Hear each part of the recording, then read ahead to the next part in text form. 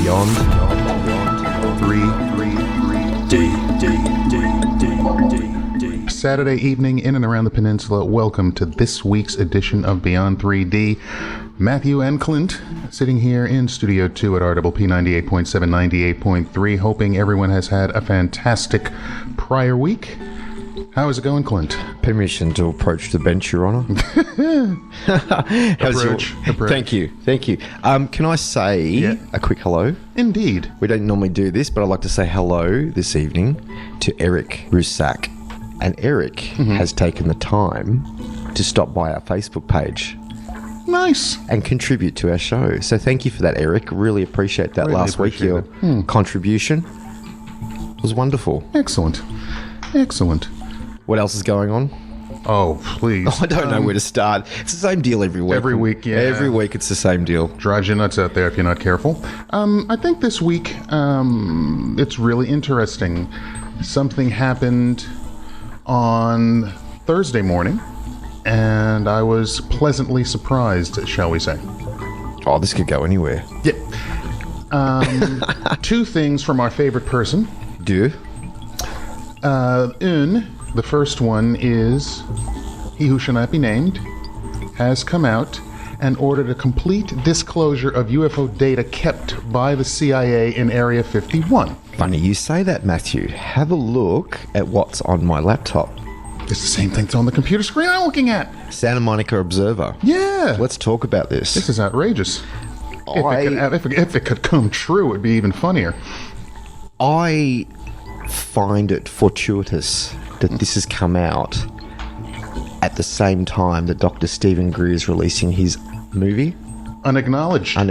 Yes, comes out on the 9th of May, I believe, worldwide. I'm going to try and chop some of it up and play just a tiny bit every week. Oh, beautiful. Between now and Christmas. Beautiful.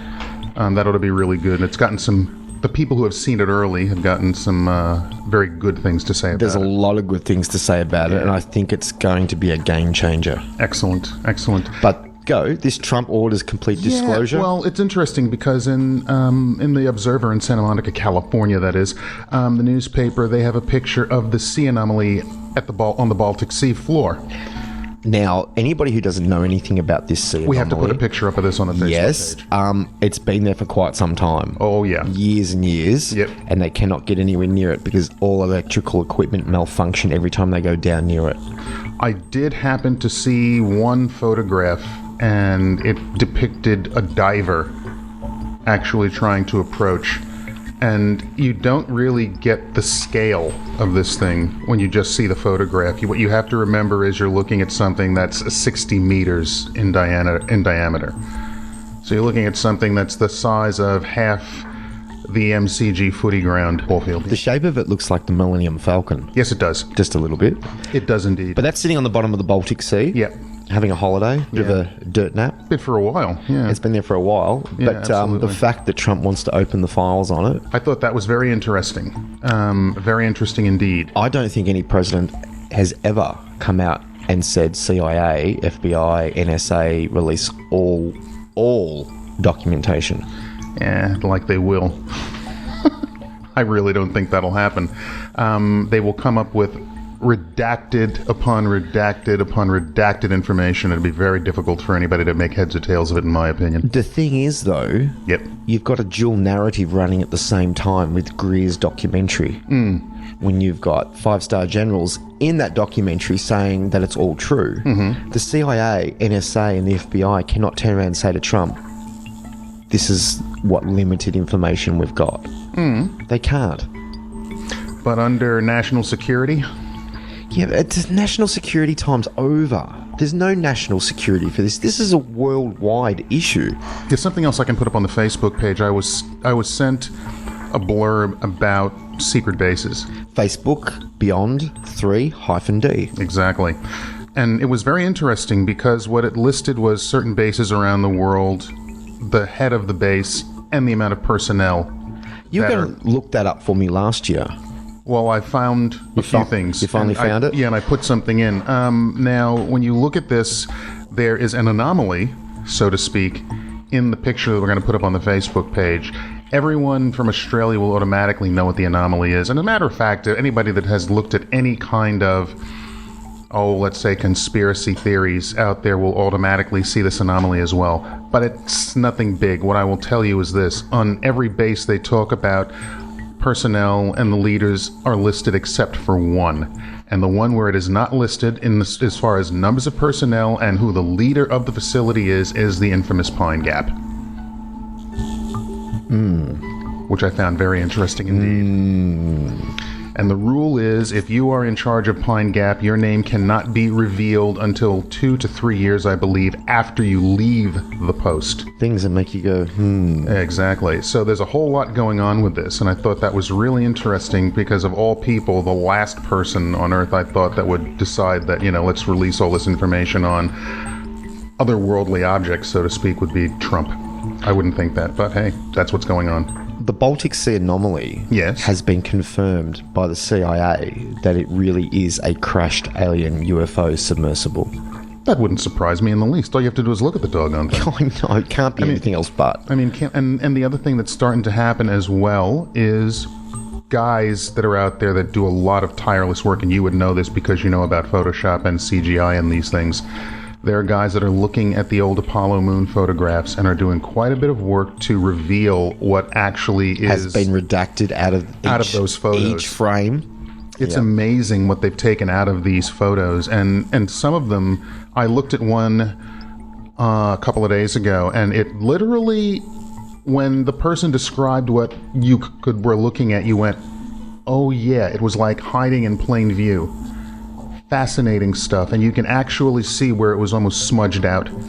But when they do the enhancements and they do the colorations that they can do, all of a sudden you start to see a whole lot of things revealed, and that's really fascinating. I watched a clip of footage from space with the Apollo 11. There was definitely something there following them as they were traversing around the planet. Oh yeah, absolutely.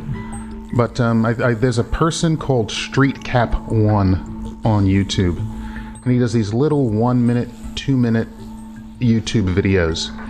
And all he's searching for on the moon are anomalies. And the anomalies he are finding are 5-sided objects, 6-sided objects, rectangular objects, things like that. And there are so many of them. It is absolutely ridiculous. They found pyramids, they found pentagons, they found hexagons. They've even found dodecahedrons. They find all this kind of stuff up there, but nobody bothers to refute them. They can't, because it's an anomaly. They cannot figure out how. And being that there are no straight lines in nature, so to speak, it's very interesting that there are a lot of rectangular-looking buildings on the surface of the moon. How many sides is a dodecahedron? 12. Thank you. I'm just curious to know if you knew, that's all. So you look at all this kind of stuff, and it's fascinating what's going on. Now, some people will say that he who shall not be named, but we've named him already, is coming out with this kind of stuff because he wants to distance himself from the whole Russia situation. But in this instance, I'm willing to give him a pass, because I think the information about what has actually transpired historically and to this day on this planet is extremely important when it comes to what is actually out there and what we actually are as a planet and what the moon actually is as a satellite.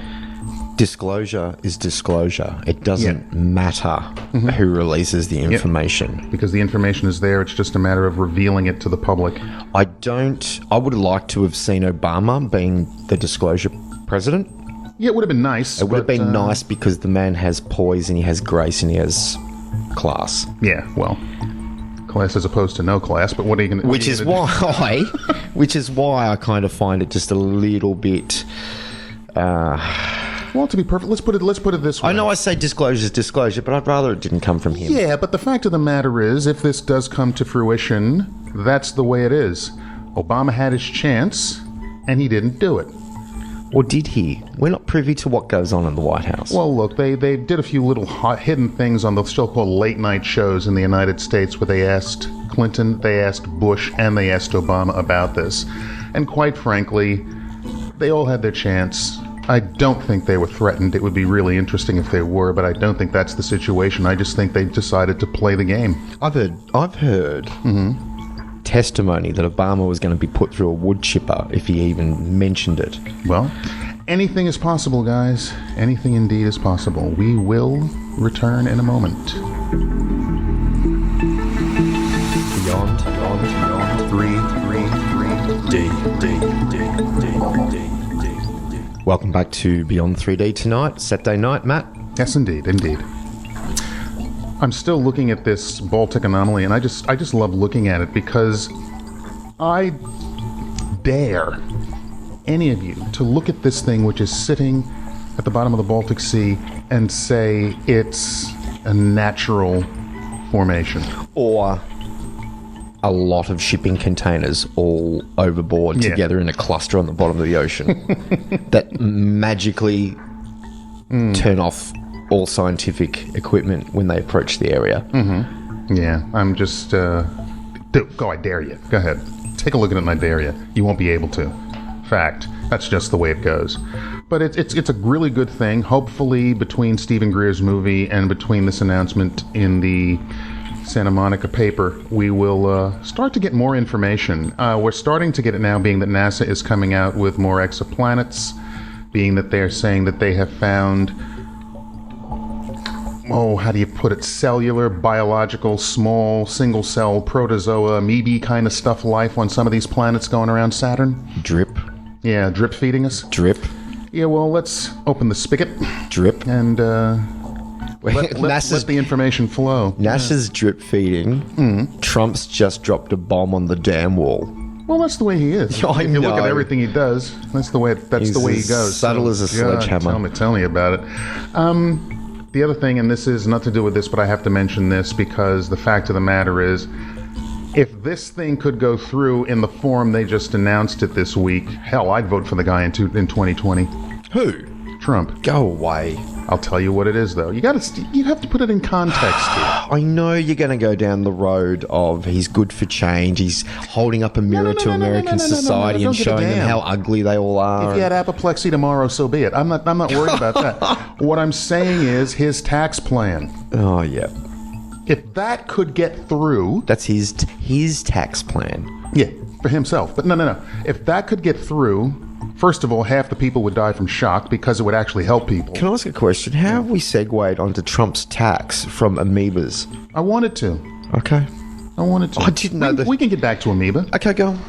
But anyway, just quickly, I know finance makes people's eyes glaze over, but it was my life for a very long time. Hang in there if you're at home in bed listening to us. Yeah, please. I'll make it very simple, and I'll let you know why people would vote for him again if this ever could get through in this form he's putting it through. He basically just cut 7 tax brackets down to 3. That's the first thing.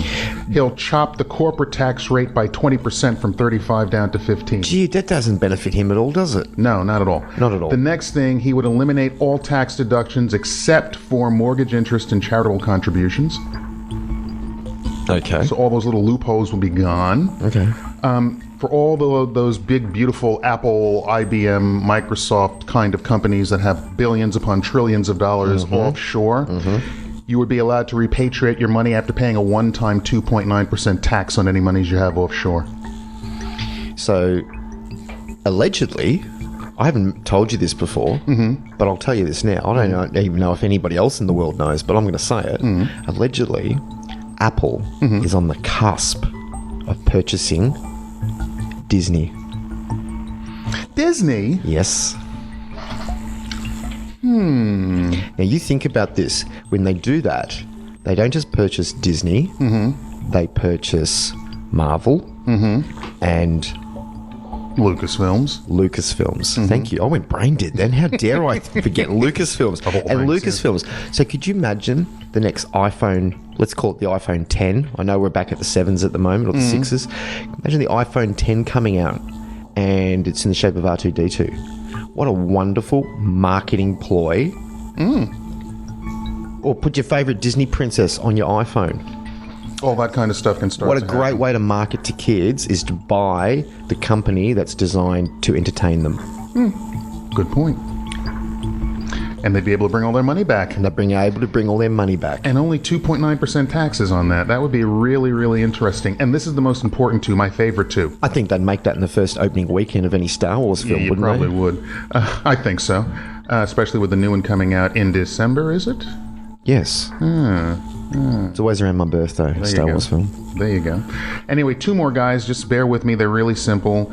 He would get rid of the death tax. That, in my opinion, is fantastic.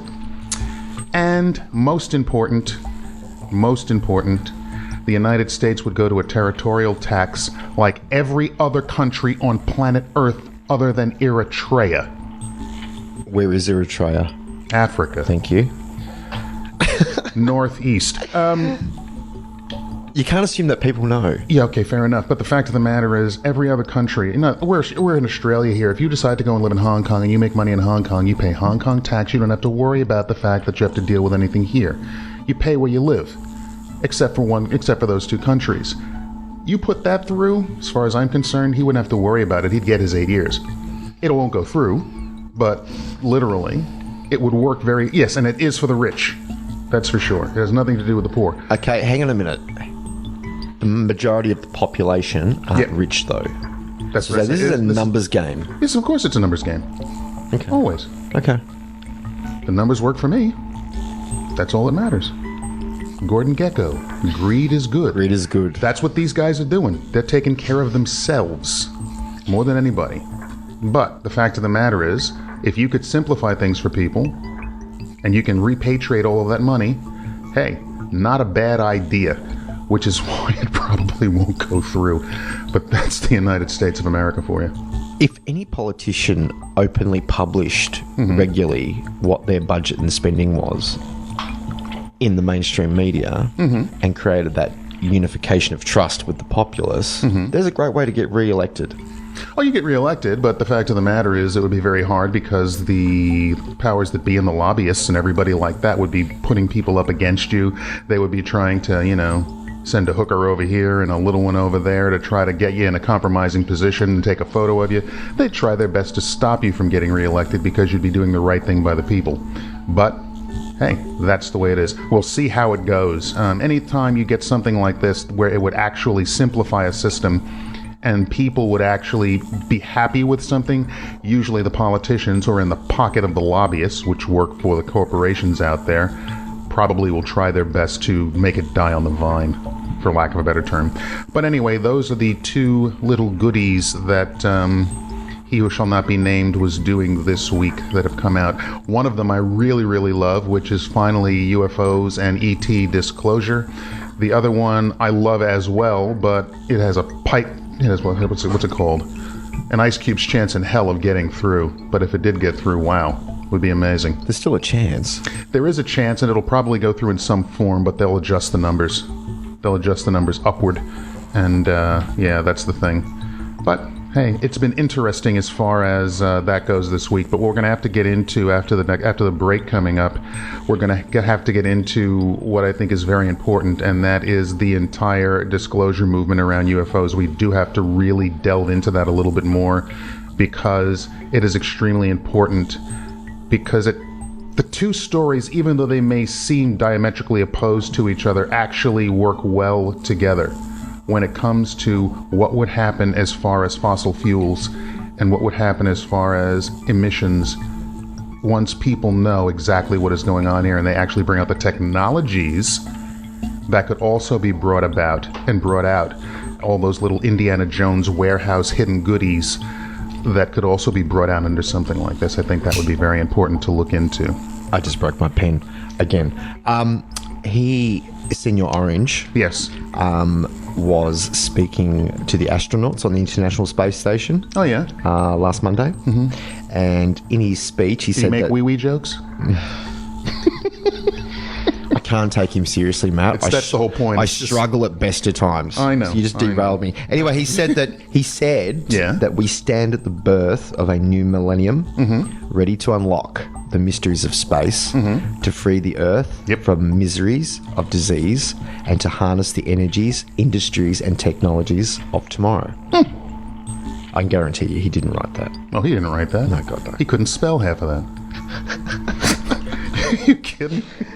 Write it. Get real. Anyway, guys, give us a minute. We will be back with a little bit more of Beyond 3D after this. Beyond 3. Welcome back to this week's edition of Beyond 3D. Guys, Matt and Clint sitting here in Studio 2, ready to wax philosophic about a few more topics, but we do have to get back into the whole disclosure movement because this is going to, in my opinion, accelerate. It's official. In 2025, NASA and the ESA will land on Europa to look for alien life. It's already here. We know that. They just don't want to admit that. I know. But you've got 3 different narratives running. Okay. Yeah. We just talked about Stephen Greer's Unacknowledged and what he's doing. Unacknowledged, which is coming out. Yep. Which anybody who watches that film and still walks away and goes, no, I don't believe it, needs a swift kick in the head. That's just my opinion. No, I can agree with that opinion. Not that I'd ever want to harm anybody, but just literally. Oh, tuna across the face. Some of them.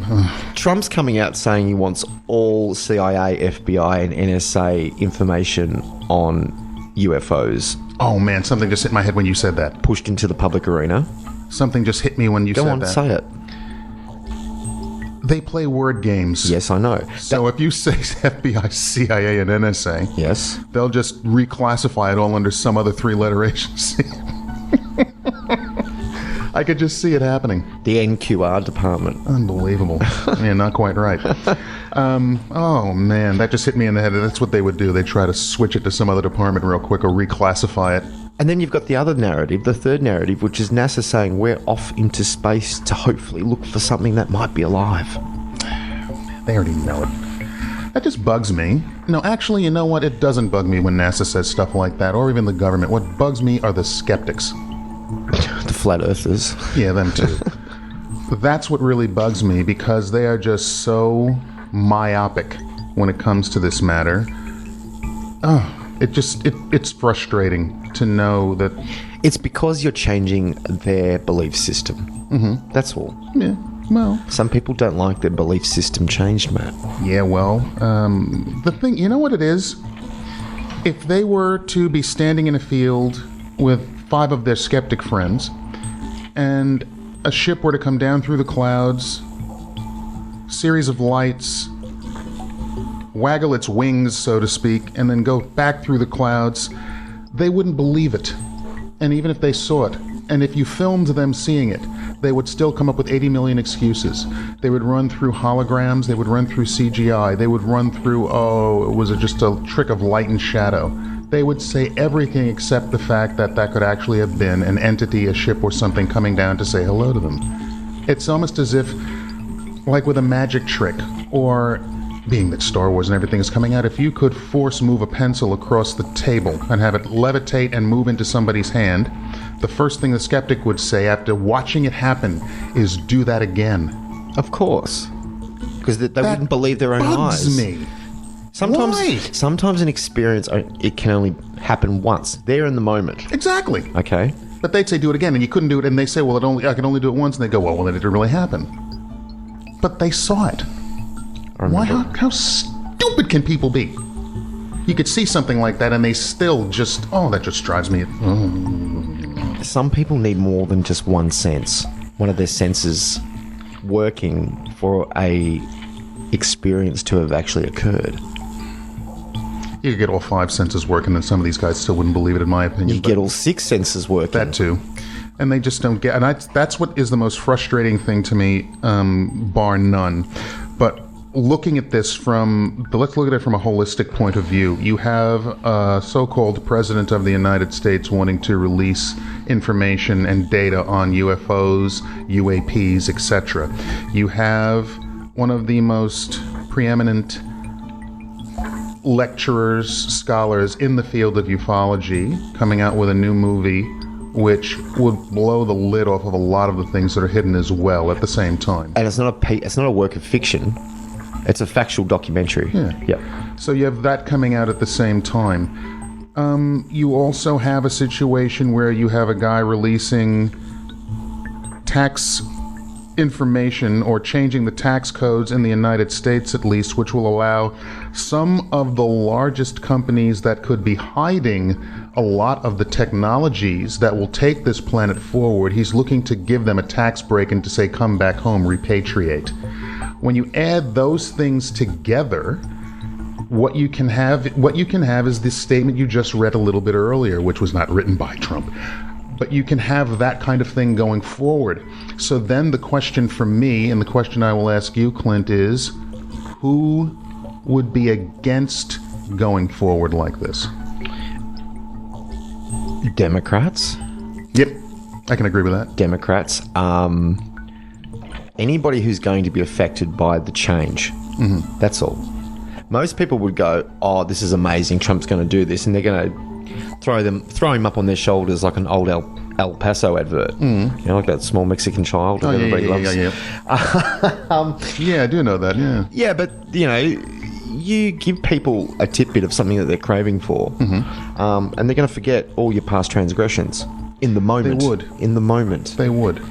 And the only way to keep them at bay is to keep feeding them more tidbits. Mm-hmm. So is this just more tidbit feeding right now? I think between, like you said before, Stephen Greer and Senior Orange being so opposite of each other, total polar opposites in where they're coming from, but they both want the same information to come out. Interesting that one has a little bit more power than the other, and it's not the one who you think it would be. But here's the other thing I was thinking when you just said that. He has briefed presidents in the past. Absolutely. Has he briefed this one? I don't think we wouldn't be privy to that information. But so therefore, if we could get to interview Mr. Greer, which I'm working on it, Matt. I'm working on it. One of the first questions I would ask him is, have you had a briefing with the current president or any member of his administration? Have we got David Icke this month, or is it next month? That's next month. Next month we've got David Icke. Wonderful. Mm-hmm. Well, no, I was just throwing it out there. Yeah. Do you want to throw it out there like that? No. You don't want to leave it a surprise? No, people know. We've been saying for ages we're going to get Icke on. It's just about his availability. It's not about us being lazy. Fair enough. That's the thing. Back to Stephen Greer. He has briefed many members of government. He is connected with so many members of the military. It is absolutely amazing. To me, it would be a natural fit if you get a president stating, I want all of this information released.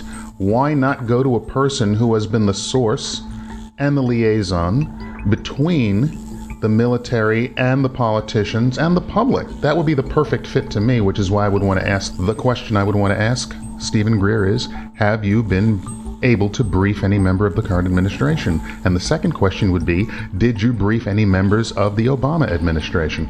I think he did brief Obama from memory, but when he does the briefing and he creates the document and he delivers it to the White House, surely that document's there to be read by the next incoming president. Pretty sure Obama doesn't put it under his arm and take it home and use it for light reading when he's in the bathroom. Well, I really don't know what the situation would be in that instance, but I would think that there would be some information that passes from one administration to the other, and some of it would be left there. Maybe they wouldn't. That'd be called handover. Yeah. They usually transition. Yeah. So, being that they usually go through that, it would be interesting to find out. But I'm more interested in what Stephen Greer's documentary has to say. So we'll definitely have to get that, and we will do our best to get him, so we can actually ask these questions one-on-one. I think that would be a very good idea as well. Something is definitely going on. Without a doubt. There's three separate narratives all running at the same time at the moment. Absolutely. That is, I think, a very important fact at this point in time, at least. So NASA and the ESA are off to Europa to look for alien life. So do you think that they'll come back and say, yes, we've found lots and lots of water on Europa and little microorganisms? And yeah, they'll start with the microorganism bit, because then they can say 1,000,000 years from now that organism will grow bigger. So what happens? Let's play devil's advocate. What happens? Trump asks the CIA, FBI, NSA to release all information, while NASA publicly speaking about going to Europa to possibly look for microorganisms in the water. You could get around all that looking for microorganism stuff in the water easily. Yes, but then the question comes up, why is NASA going to Europa when they're holding the secrets of what's happening anyway? Can you not see it's like they're telling two completely... The public know. The public know what they're all about. The public know what secrets that they know. The public know that they redact information. Mm-hmm. But here, on their public face, they launch a campaign to say, we're off to Europa to look for microorganisms to search for life in the universe. Well, hang on a minute. You've been keeping this a secret for decades and decades. Two different narratives, two different stories running by the same organization.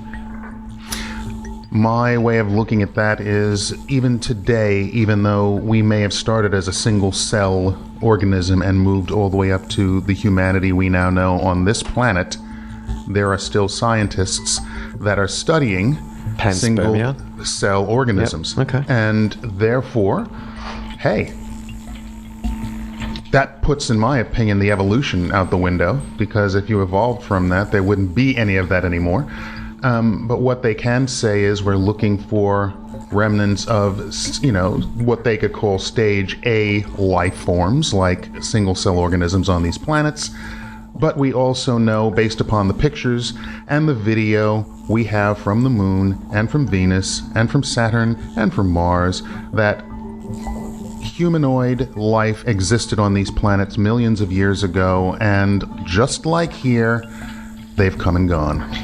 I like the fact that in Unacknowledged, I'm pretty sure there's a very small snippet I saw of Buzz Aldrin talking about wait until people see the anomalies, the obelisks on the moons of Mars. Now, he knows about that. Okay, so it's not fantasy, it's not made up stuff, it's factual public record that these guys know, and they've actually all come out and said that there are definite structures on the moons of Mars. You could get them all to come out and tell the truth as long as the military no longer threatened their pensions. And their families. But that's all about to happen in Unacknowledged. Well, the fact of the matter is, as Stephen Greer would say, based on the fact that most of the projects that know this information are black projects, and those black projects are legally illegal, you are not violating any law by speaking about something that shouldn't have taken place in the first place. It's an interesting way to look at it, isn't it? Yeah, and that's the way you can get around it. So therefore, they're going to have to physically threaten you or family members, and that is, in and of itself, is a crime. So if it can come from the top down and they've decided, all right, let's let the people know what's really going on here, in my opinion, the people that will B and M about it the most, bitch and moan, will be religion. Absolutely. All of them. Absolutely. Well, not all of them. The big ones. And that's not a bad thing, because you show me a religion that hasn't started a war. You can't. They've all started wars. Every single one of them. And between religion and politics, how many millions upon hundreds of millions of people on this planet have died in the last 2,000 years? So, yeah. I would be happy to say bye-bye to Christianity, bye-bye to Catholicism, bye-bye to Islam, bye-bye to Judaism, bye-bye to Shintoism, Buddhism, Hinduism, the whole bit. See ya. They were catalysts. Just be a good person. Yeah, but those religions, and this is what happens. Why can't people understand the fact? I know you do, Clint, and most of our listeners do, but you've got to understand, a catalyst is just that. It creates a change. Once that change has happened, it served its purpose. Senor Orange is a catalyst. Yeah. He's making a lot of people, I talk about him like a dog, the dog that he is, but the fact of the matter is he's making a lot of people uncomfortable. He has brought a lot of people out of the so-called closet. He's brought a lot of bigots. He's brought a lot of racists out into the open. He has exposed what's going on in Washington, D.C., and unified a lot of people. In one way, that's a good thing. Because then, once you can see it all, you can just, all right, blow it up, let's get it out of here and keep on moving. But yeah, once you get to the point where the tax code is right, which will allow the companies to bring the money back in, and then those companies will reveal what technologies they've actually had for the past 75 or so years, and they start to use those technologies to further mankind, to cut the cost of electricity, of gas, of water, to cut fossil fuel use, to start using, just like those ships do out in space, the energy from the sun. We can use the exact same thing down here. Everybody, we look at the I'll have to get the name of it. The filters that they put over the sun, and you can see the square Borg-like ships coming up and just draining the energy. I watched an amazing little clip on YouTube the other day from Mexico. This gentleman took a camera outside, right, and he zoomed right off into the distance, this big bank of clouds, and then he changed the lens. He changed the setting on the video camera. And he was able to pick up an armada hidden in the clouds. Oh, I can believe it. Of UFOs. And I watched it, Matt, and I went, that's actually quite disturbing. Because there would have been at least 100 little ships all hiding in the clouds. There you go. Way of the world. Beyond 3D. Welcome back tonight to Beyond 3D, another Saturday night. Matt and Clint here. Matt, what else you got? I'm just fascinated. One thing I will mention, back to finance. Bitcoin and gold and Bitcoin. They're having a tug of war right now. Yes, they are. Now, really good news for Bitcoin holders and miners out there, of which I am one. Japan has recognized Bitcoin as legal tender, legal currency now, which helped to support the price of Bitcoin, which is now once again higher than the price of an ounce of gold. I still haven't got my head around Bitcoin. Oh, look. You got to do a lot of reading, and quite frankly, we're mining, and I don't have my head around it. But the fact of the matter is, I know What do you mine? What do you think that you actually mine? You're working on blockchains. Yes. Yeah. I saw a little bit about blockchains yesterday. Yeah. And what it basically is, and what people have done, let's say you can take, and somebody's already done this, so it's not a new idea, you can take a silver round, 1 ounce of silver, and you can put on it codes on the blockchain. So you can have one silver round, and silver's worth about $19 an ounce, and on that silver round, you can put different... You're pointing in the air. ...codes on the blockchain. Yep. Onto the coin. So let's say you put 10 of them, and then you can give that coin value. Now the coin is backed by the silver. What's the purpose of putting the blockchain on the coin? I own those codes, and those codes are worth a certain amount of money. Well, what can you do with the codes? I can transfer them to somebody. I can give you the coin, and now you own those codes which are worth a certain amount of money. What can I do with the codes? You can. It's not a matter of the codes. It's a matter of what the codes represent. They represent money, and therefore, over the internet, you can have a wallet, and you can transfer money, blockchain, those coins. You can transfer those codes to someone else to pay for goods and services. So codes now take the form of what money used to be. Yeah. But it's not real. You can't touch it. Money's not real. I know money's not. The whole concept's not real. But I just want to take my hat off and applaud the guy that sat at home one day and went, I'm going to create a brand new currency for the whole world to use online.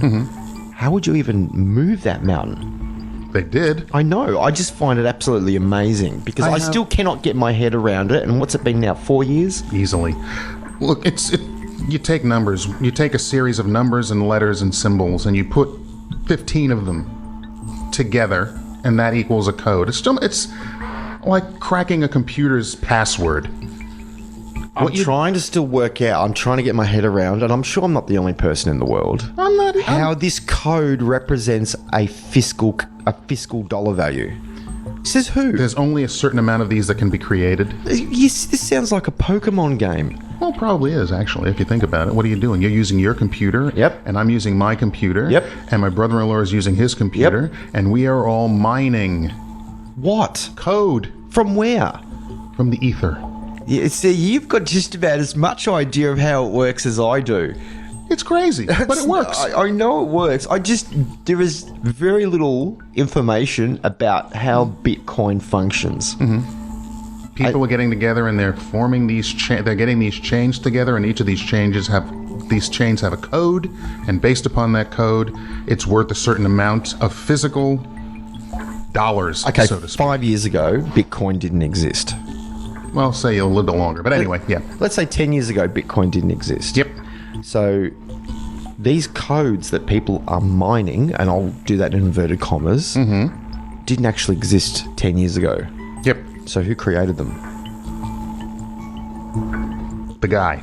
The guy. The guy. The guy. Yeah. Okay.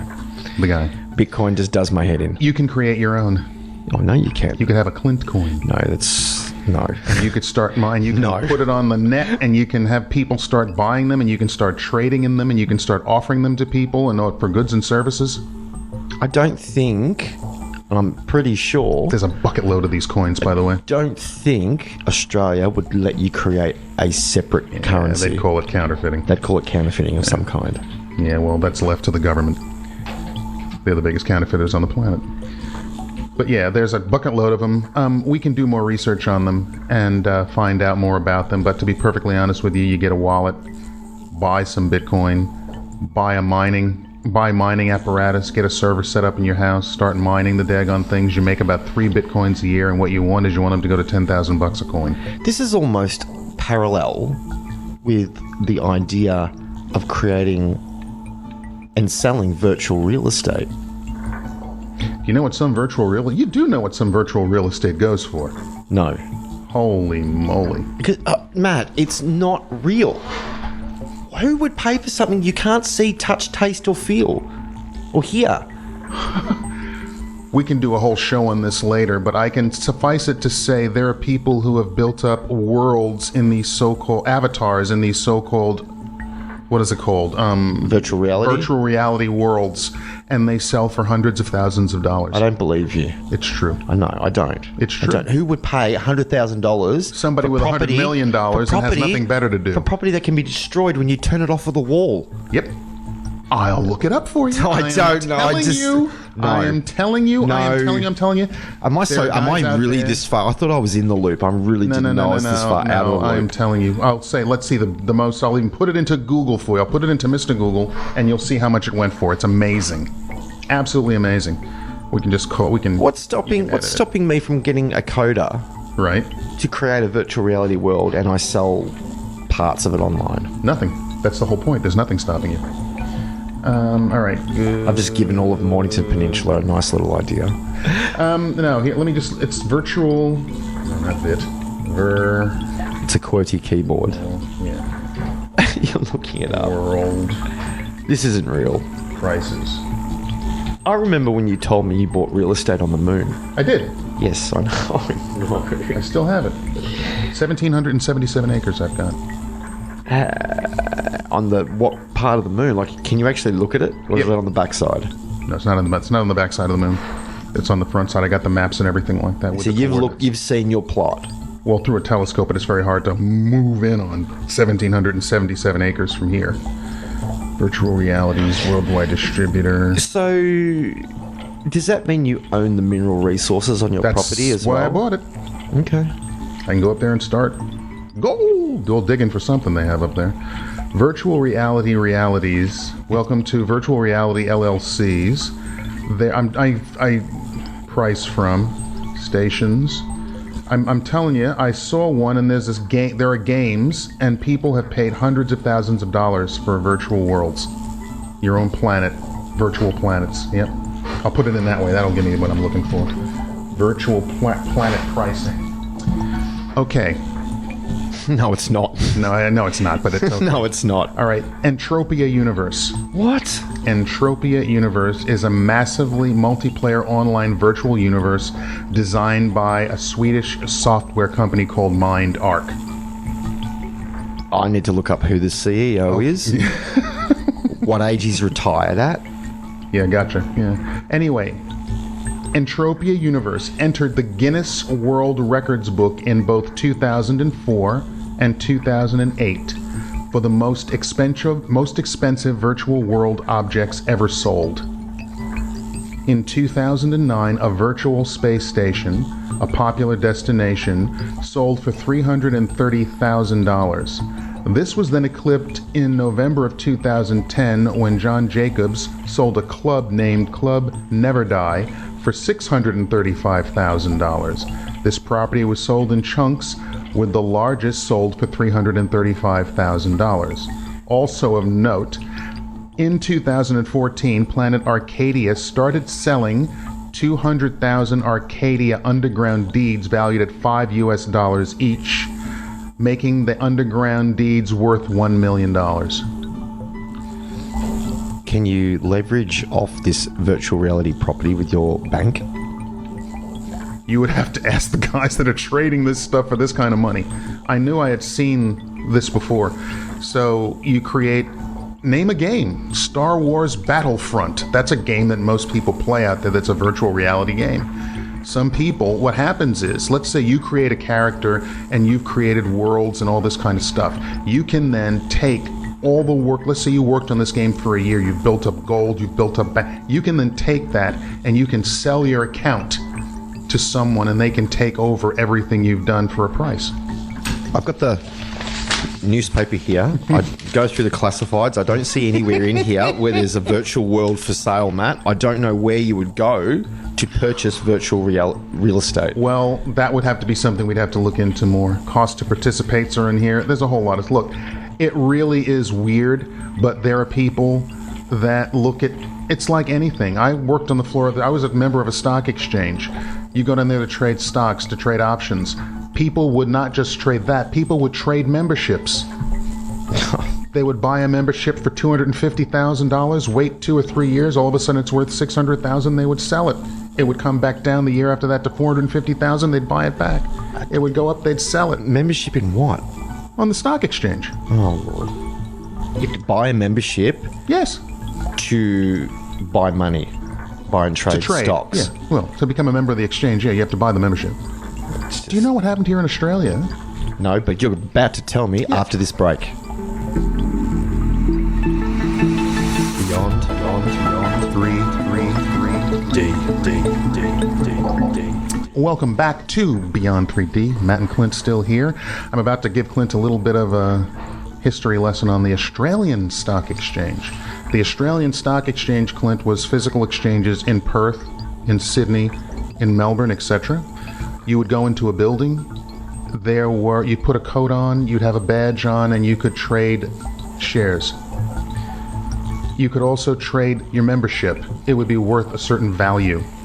That's what the thing is. Some people just trade the value. They trade back and forth on the memberships. When computers took over and they got rid of all of the floors here in Australia back around whatever it was, 2002, 2003, what happened was all the guys that were members of that exchange were given value for their membership. They were each given 160,000 shares in the Australian Stock Exchange, the ASX. It was given to them at $4 per share.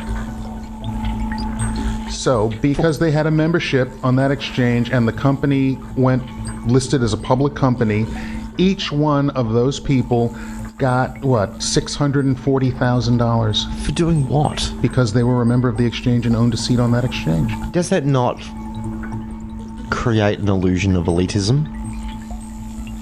Could. What do you mean, could?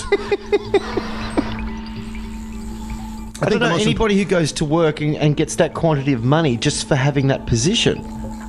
Oh, it's a risk. Well, think of what's going on with the taxi licenses. These guys paid $400,000 for them, and now they're only worth $100,000. The exact same thing can happen with a stock exchange seat. You're taking a risk. But that needed to happen. Well, yeah. Well, the fact of the matter is, being that it's the stock exchange and these guys are not dumb by any stretch of the imagination, what they did was made sure they got paid. And they are still getting paid because it was originally worth $620,000. What is it worth now? A heck of a lot more. Because the ASX as a stock is trading at, I will give you the latest price, $50. You notice my silence is deafening. So all of a sudden, how much is that worth now? they now, if they held those shares, 50 times 160,000. You'd be looking at 8 million? Yep. Thank you. Absolutely. Just pull that out of the ether. Yeah. $8 million now. Do you know what's actually worth life? Do you know what liquid gold is? What is it? What do you mean, what is liquid gold. If I said to you liquid gold, what do you associate liquid gold with? The Ferengi. Friggin' you in Star Trek. Yeah. Latinum. Liquid gold. Honey. Okay. Did you know that the biggest currency, or that which is most coveted and sought after at the moment by the underworld in New Zealand? Bees. Bees? Bees. New Zealand's bees are being stolen and traded by organised crime syndicates seeking to profit from skyrocketing honey prices thanks to surging demand in China. Police and beekeepers say it doesn't matter if it's beekeeping or meth, this is just the new gold rush, allegedly. Wow. Manuka honey is expensive. That's pretty expensive. Very Manuka expensive. honey. So if you think about it, they're stealing the bees so they can make it. Oh well. 400 bee thefts since January. Man. Bees are dying out en masse at the moment all around the world too. Yeah, they are. So these guys are just—that's pathetic. But that's life. People, if you can make a profit out of it, that's the way it works. There's Colorado beekeepers, or what are they called? Beekeeper. Oh, I know the name of it. What is it? I know this. Oh, come on, I do know it. Apiarist? Is that it? Apiarist? No, it's not. Yes, it is. Double check it. A beekeeper. It's an apiarist. Technical name for beekeeper. It should be apiarist. The reason I bring it up is that for the first time ever, nicotine-based pesticides have been found in tap water in Colorado, while honey beekeeper loses 100% of his colonies. You're right. It's an Apiarist. Yeah. It's the weirdest looking thing. It's Apiarist. Apiarist. An apiary, I've heard. An apiary? Could be an apiary. No, I've heard of that. That's the bee place. That's where bees are kept. I've never heard the apiarist. I heard of apiary. Bee yard. Anyway. Oh well. Another what would you call it? Another alert. Entrepreneurial business people can find themselves getting into. Stealing bees? You gotta be kidding me. No, you're not kidding me. I'm not kidding people you. would do it. But then you know what it's all about? We need the bees. Long green. I know, we need bees for food. Yeah, we do. So if you can control the bees, you can control the food. Yes, and for flowers and for all that good stuff like that. Good evening, Monsanto. Oh, God. That place. Bayer Monsanto. God. Wait a minute. They just, this past week... Oh, here we go. No, they did. What did they put out? They sprayed something or put out some new thingy that they made up, and it killed about 400,000 bees. It just happened. I'm looking it up, too. While you're looking up bees, I'm going to talk to everybody tonight about Max Laughlin. Max Laughlin? Max Laughlin. That's a name that I recommend everybody write down. Click your pen. Max Laughlin is not just anybody, Matt.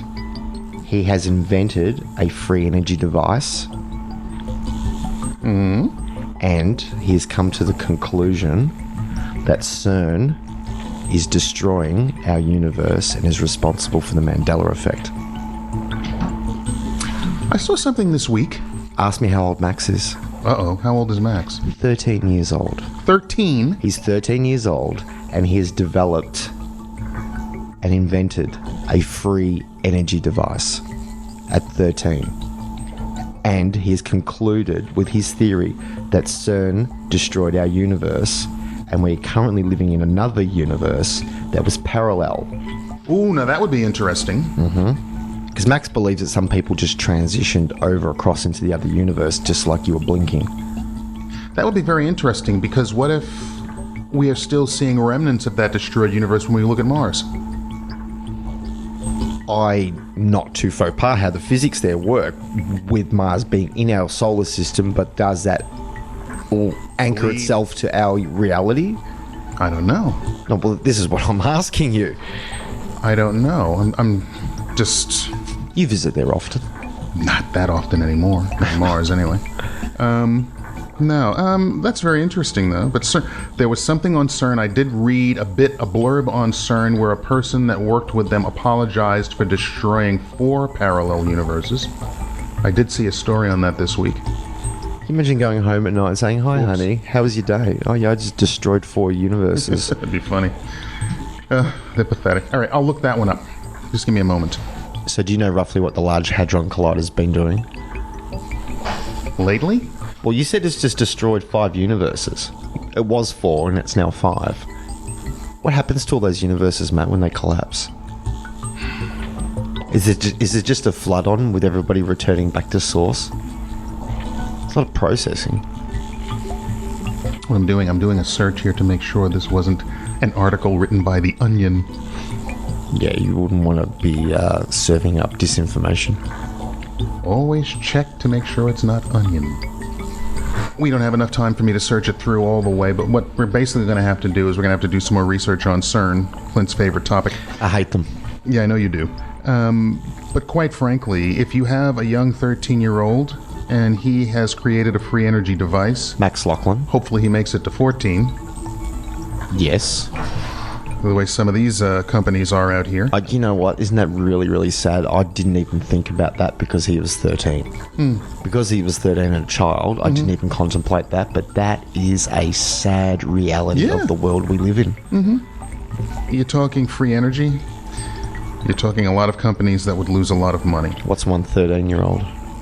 In the grand scheme of things. Yeah. Well, that takes me back, and it just came into my head what Stephen Greer said. If you have a free energy device, put it on the internet, put it out there. Would you like to listen to a bit of Max? I've got a little bit of Max here. Excellent. Let's have a listen. Beyond 3 of universes and infinite parallel universes constantly being created is literally flow of reality and time as we know it. So, technically, there's a universe in which God can exist, right? So, like, as your book suggests, God is everything because of E = mc squared. Literally, God is within and can be everything. But then again, if there's an infinite number of parallel universes, there is an infinite possibility that there's a parallel universe in which God does not exist or is more powerful. In other words, can God create an unliftable stone or object? If so, then God should not be able to lift it. But if God is truly powerful, then he should be able to lift it, and therefore he can't create an unliftable stone. So that's a paradox right there. Anyway, but the point about that is that means that there is power that is greater than God. And considering that there is an infinite number of vibrations and therefore an infinite number of realities within our dimensional space, or I guess alter-dimensional space, considering that they're either higher or lower, still in the same confined space, there is an infinite number of parallel realities within an infinite number of parallel dimensions that actually can create a powerful or a less powerful form of God E = mc squared as we know it. Unfortunately, though, this is a paradox, quite how we encounter one with Aleph Null. In other words, imagine a line, right? And then from that line you put a smaller line that is a fraction of that is a fraction closer to the original line, and then the same thing for that line, the same thing for that. Eventually you'll end up with this triangle shape, and that triangle shape is infinity technically in a confined space. Now, of course, infinity can't really be put in a confined space, but what happens when you add a line here? Now, that is actually still infinity, because it's still in the same place, but it's not in a confined space, you may say. So then what if we do the same thing over here? Well, no matter how much you do it, it is technically still infinity. This quantity is still infinity. And you could do this forever and then do an even bigger version of that, so on and so on. But if you're talking about this being Aleph Null, and this also being Aleph Null, that And then what comes after that, we get an interesting term, which is omega. And then after omega necessarily isn't bigger than Aleph Null. It's just an ordered form of infinity. So imagine it like this: omega plus 1, and then omega plus 2, plus 3, plus 4, plus 5, and so on and so on and so on and so on. Until eventually we get to the omega, to the omega, to the omega, to the omega, to the omega, to the omega, all the way up for Aleph Null to omega, to omega, to omega. You get the point. Anyway, what we're getting here is we're getting into a factoring infinity to the highest level.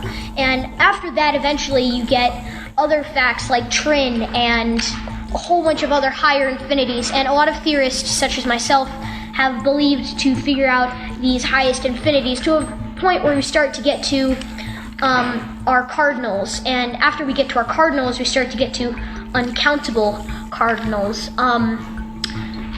For more information, you can go to a Vsauce video, How to Count Past Infinity. It basically reviews this infinite information if you don't understand it. But the point... I don't think there are many people who understand this other than you, Max Laughlin. So you were saying back to the E equals MC squared and the new definition of God, which was our original conversation.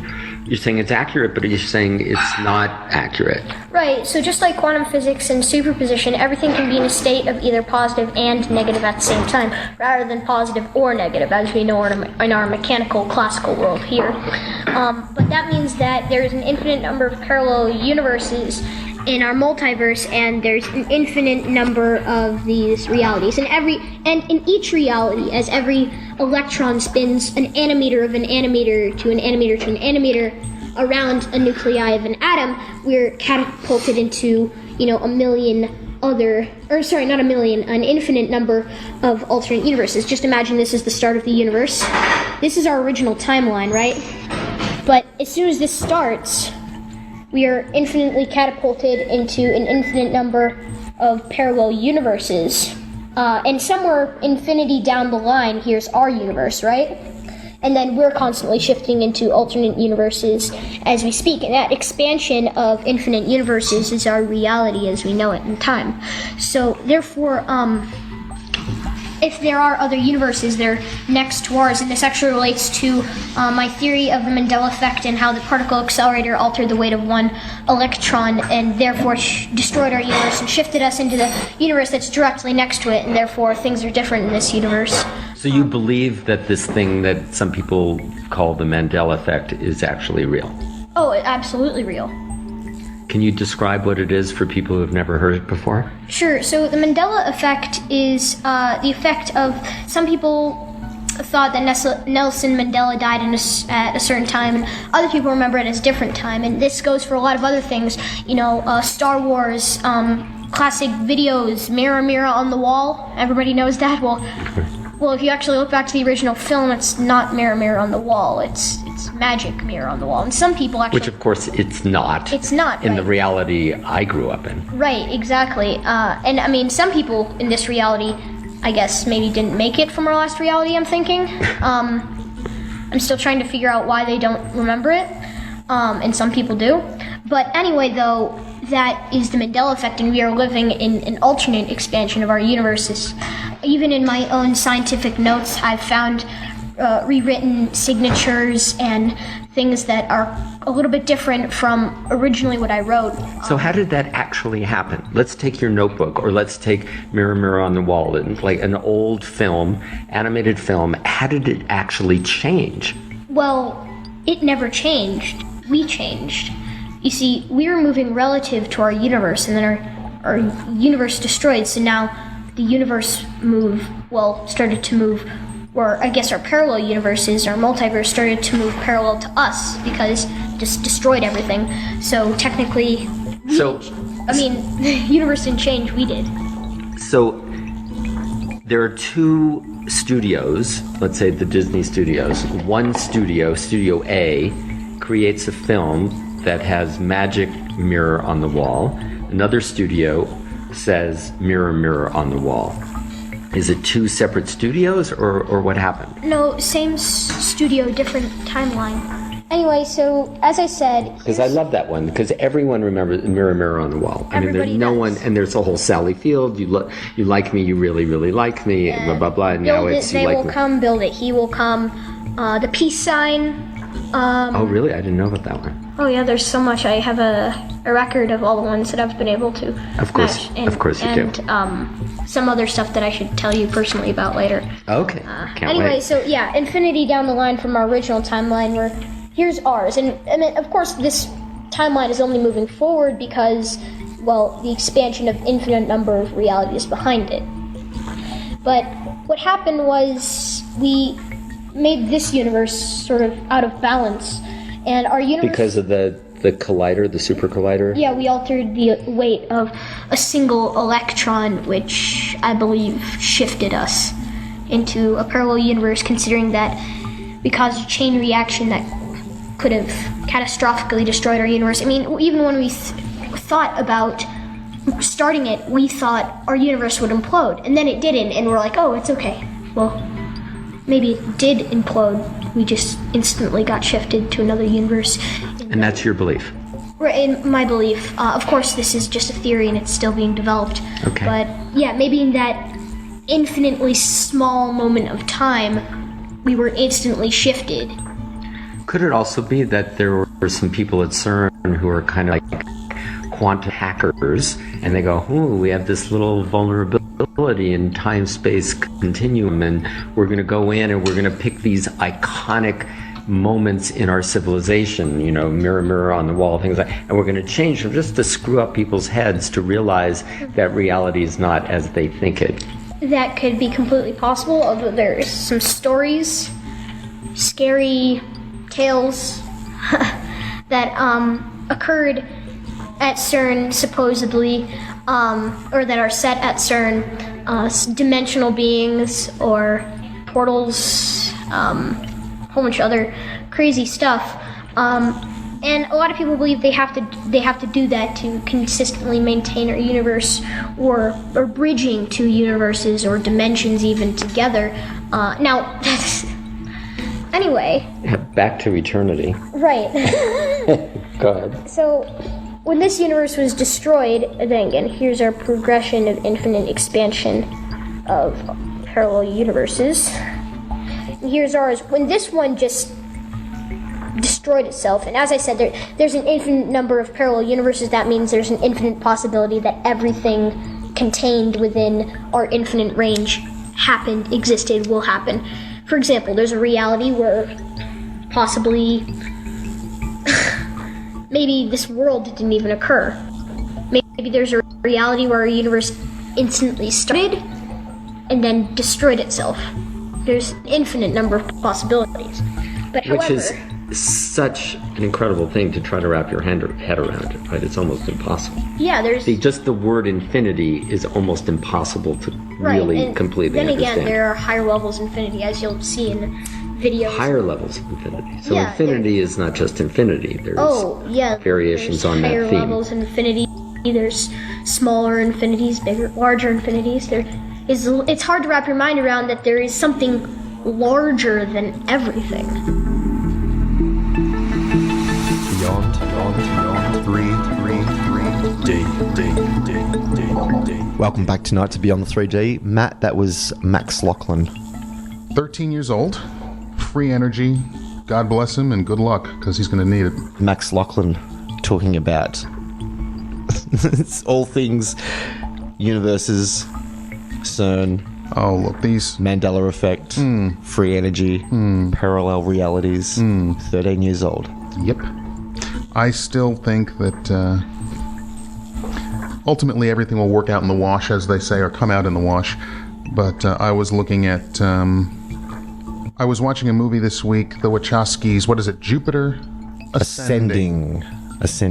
And I wanted, I know people bagged this movie, but I wanted to watch it again specifically because of the content or the premise of the story that's there. I know what you're going to say. Okay. I watched it about 12 months ago, so really, really late.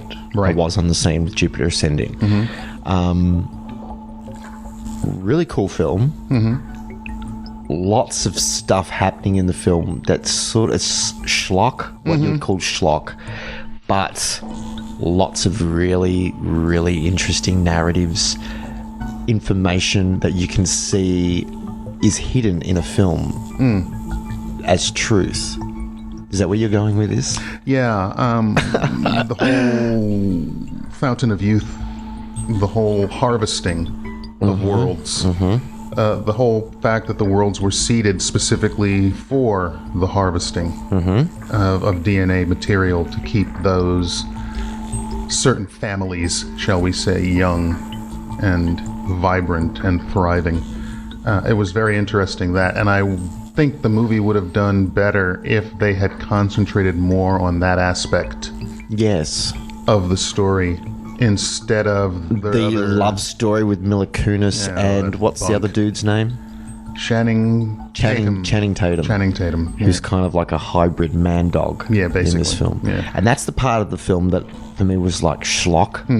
I couldn't get over constantly staring at Channing Tatum as a man dog. But the other thing that was in the movie that was interesting was what you mentioned earlier, bees. Yes, I forgot about that. There you go. The bees were there as well. But it was an interesting premise and a few interesting things in that movie when it comes to parallel universes and what's going on even possibly here.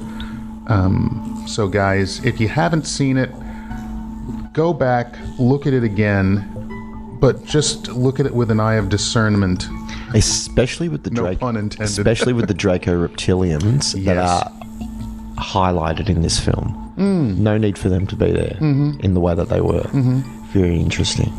And the lovely greys, the keepers, the watchers, and all they were doing, and how they can. I love the way they moved. I know. It's mesmerizing. Amazing. So yeah, watch it with a bit of discernment, no pun intended, and that way you start to see other things that are going on, and I can understand what they were trying to portray and the story they were trying to tell. A little bit better editing job would have been nice, and a little bit more of taking the story a different way and not worrying about the frou-frou shishi fluff, as you would say, about Mila Kunis and Tatum and Sean Bean and stuff like that there. We're almost out of time, Matt. Yeah. Well, I do want to read this article to you. Higher states of consciousness identified among psychedelic drug users. Okay. Right. Whole story on it. Okay, so we're looking at things like psilocybin, ketamine, and LSD. Science did a test. They got a whole heap of recreational drug users. They scanned their brains while they were on these recreational drugs, and they came to the conclusion, and this was explained by Professor Seth, that this finding shows that the brain on psychedelics behaves very differently from normal. Really? I know! They did a massive study to find out that. Oh my goodness. From normal. Oh. Well, you know what? That's all we have time for this week, Matt. You're right. We can find some Graham Hancock stuff to bring in about all the funky little things that you can find. But yeah, guys, thanks for listening this week, and we're about to what is it? Month of May coming up already. I know, and somebody mentioned the other day. Actually, it was Eric Roussac, who I mentioned at the top of the show, wanted to know when our podcasts were coming up online. Ah, yes. It's a click away, Eric. It's just a click away. There you go. 3 years of our schlock. 3 years. 3 years. I know. 3 years of schlock. Guys, thanks for listening this week. We'll catch you next week with another edition of Beyond 3D. Good night, everybody. Take care. Just because you haven't experienced it doesn't mean it doesn't exist.